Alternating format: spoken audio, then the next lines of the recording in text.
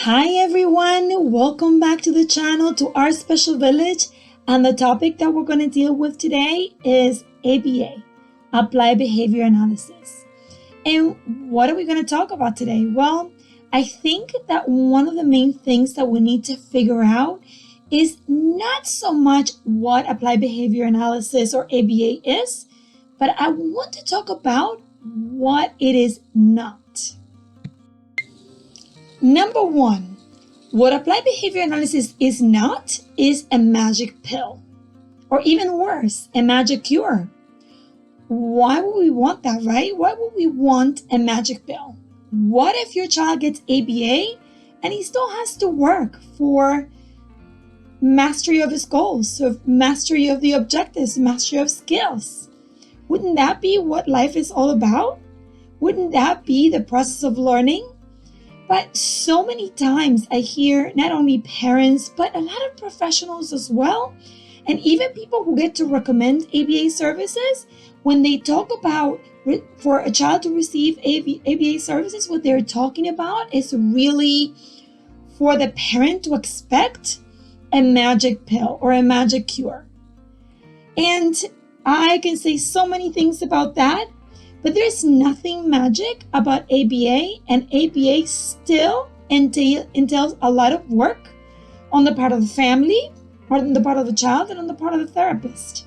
So ABA is not a magic pill. And if you're thinking that getting ABA services for your child is going to mean that ASD is done and over, that's just not going to happen. Number two, very much related to number one, ABA is not a cure for autism.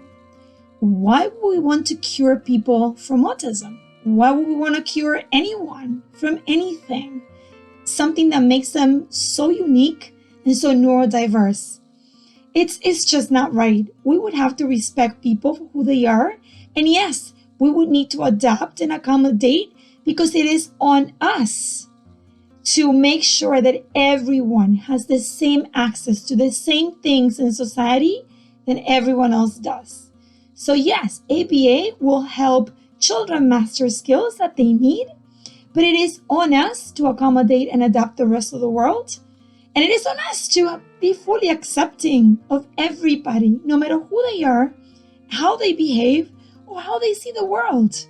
It's on us to do the work. So ABA is not a cure, not that we want it to be. Number three, if your child is receiving ABA services, it does not mean that your child might not need other services as well. If your child is having an issue with gross motor skills, then a physical therapist may be the good person to call. If your child is experiencing speech delays or speech issues, then a speech therapist may be a good person to call. If your child is having sensory issues or any fine motor skill issues, then may be an OT, and so on and so forth. Your child we're not going to negate any other service just because your child is receiving ABA service. And I get this from everybody, not only for the parents, but especially from professionals who seem to think that ABA is the cure-all for everything and that everything is going to be resolved with ABA. Let me tell you, if I had an accident and I was having issues with my gross motor skills after an accident, I would not be calling an ABA therapist. I will be calling a physical therapist, and you should do the same. Number four, ABA is the only method that works with children with autism. That's not true. There are so many other methods out there.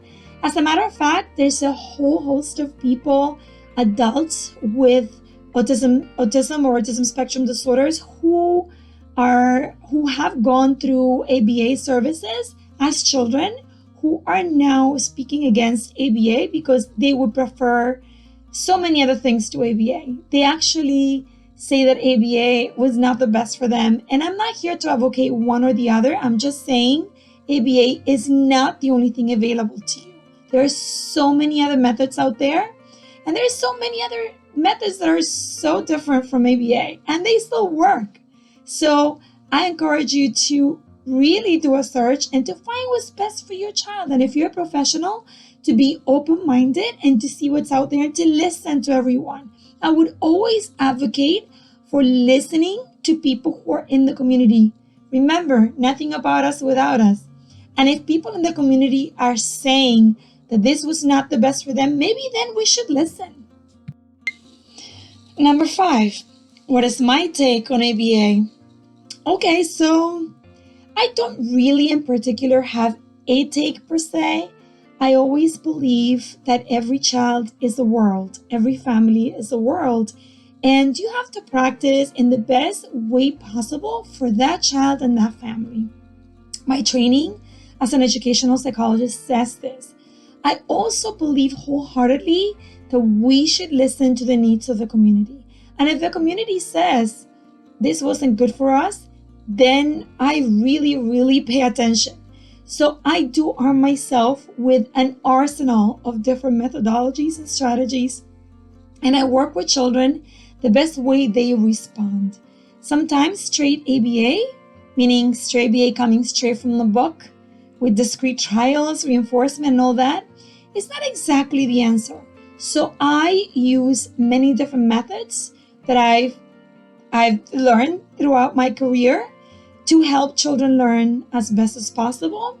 I also like to collaborate with other therapists, so I don't think that I have the final word on anything. I also collaborate with the families because families are responsible for something called carryover. And whatever the family tells me, I do pay attention to. So my take is, I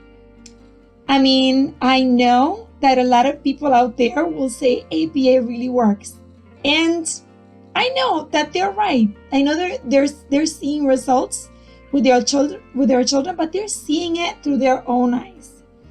When that child becomes an adult, and when we ask that child, what would that child say? So that's what I'm interested in. I'm interested in producing results that are not just good for the family, but are good for the child as well. We treat the entire family as a unit. I hope this has been useful to you. And if you have any questions, comments, or concerns, please let me know. Thank you so much, and I'll see you around.